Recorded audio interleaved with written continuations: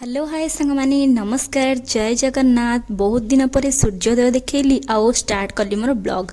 आज बहुत जल्दी उठी जाइए आ भाविक ही रखी कि आज ब्लॉग बनैबी।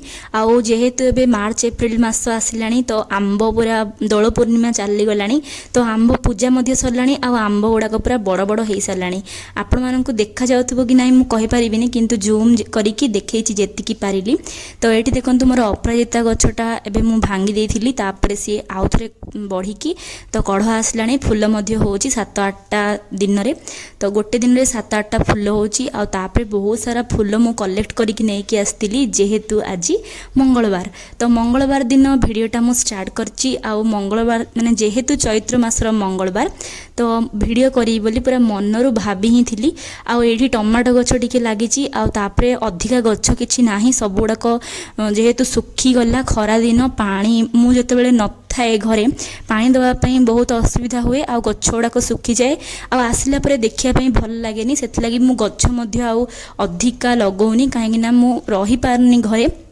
आ तापर देखंतु एठी बहुत सारा फूल नेकी आस्तिली जेमति कि मंदार कनियर आ ता सहित आंब डाल जेहेतु मिलुनी तो सेथि लगी नेकी आस्तिली पिजुड़ी डाल आ ता सहित बहुत सारा फूल माने टगर एमिति सबु। तापर एठी आपण मानक सहित शेयर कर दोछि टिके एपट सेपट करिकी। हेलो हाय सांग माने नमस्कार जय जगन्नाथ। तो आपण मैंने केमिति अछंती निहाती कमेंट करके कहबे। बहुत दिन पर मु आज गोटे लॉन्ग वीडियो स्टार्ट करची सेडा भी माँ मंगलांक उपरे। आउ जेहेतु आज चैत्र मासर प्रथम मंगलवार आउ एई मंगलवार वीडियो रे ही आपण माने मते बहुत सारा भल पाइबा देइचंती आउ आशा करूची एई वीडियो को भी सेमती भल पाइबा देबे।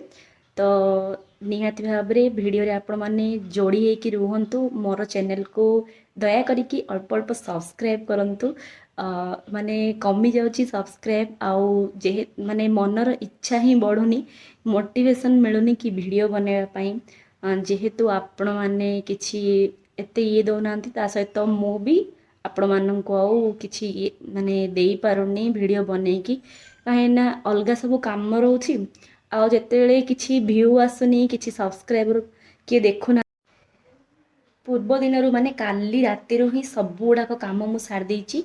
आज मते जेमती केवल ठाकुर पूजा ही करिया पड़िबो। हाँ घर क्लीन तो करिया पे पड़िबो घर झाड़ू पोछा ए सब को मारी सारलिनी पाखापाखि 8:30 एबे हेई गेलानी। आउ एबे मु ठाकुर घर जिबी आउ सब गुड़ाक मु जहा जहा जेमती पूजा करिबी आपण मानक सहित शेयर करिबी केमिति कोन करूची। मते तो एते भलो भाबरे आसे नाही किंतु मु चेष्टा करूची कि आपण मानक सहित सब गुड़ाक जेमिति मु करे सेमिति शेयर करी बोली।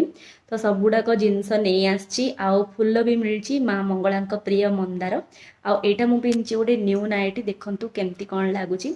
तो निहाती कमेंट करके कहबे एटा तो नहीं आछि माँ मंगलांक पूजा जेहेतु आज हबो तो न्यू नाइटी गोटे नहीं आछि।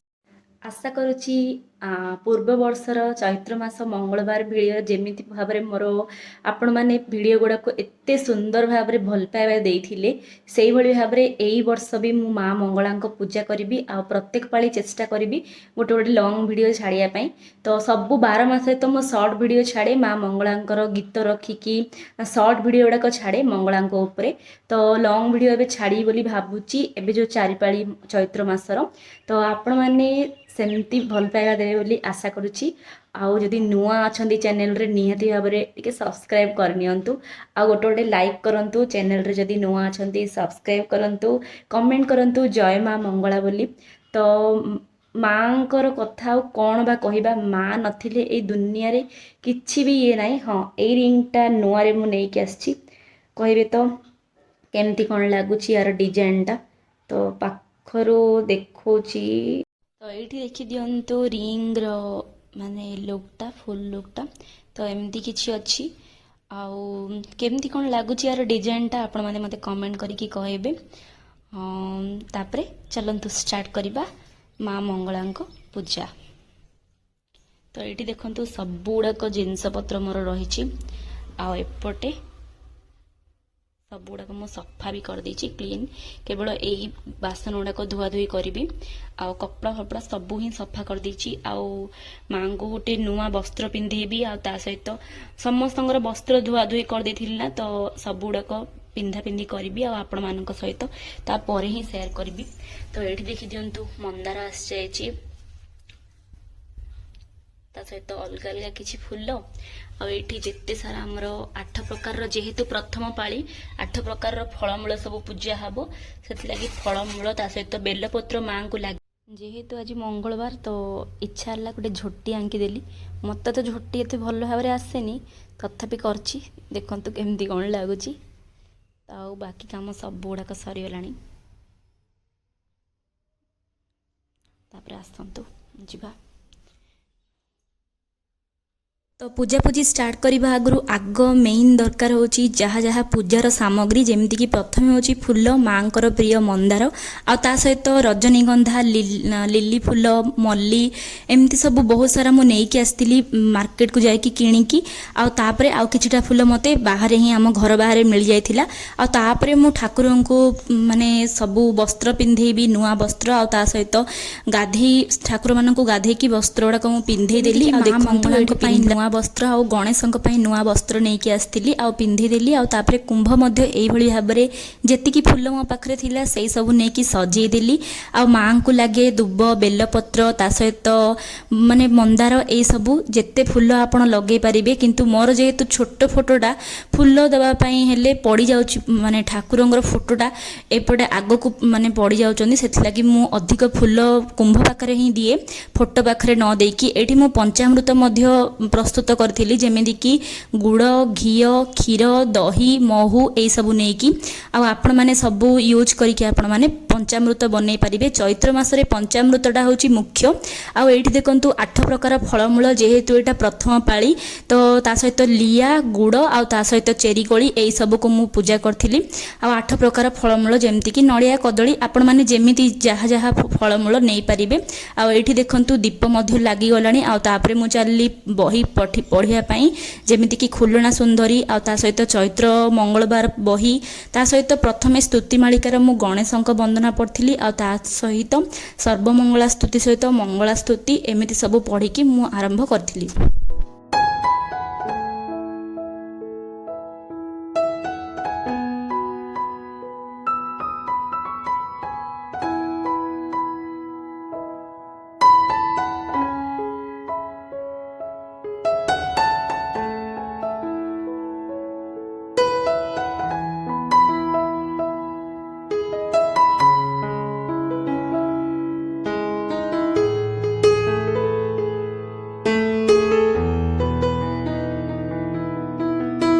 ସ୍ତୁତିମାଳିକା ବହି ଏଇସବୁ ପଢ଼ିବା ସରିବା ପରେ ମୁଁ ଯେମିତି ଆପଣମାନଙ୍କୁ ଭୋଗ ବାଢ଼ିବା ଦେଖେଇଥିଲି ସେମିତି ପୂଜା ବି ସରେଇଦେଲି।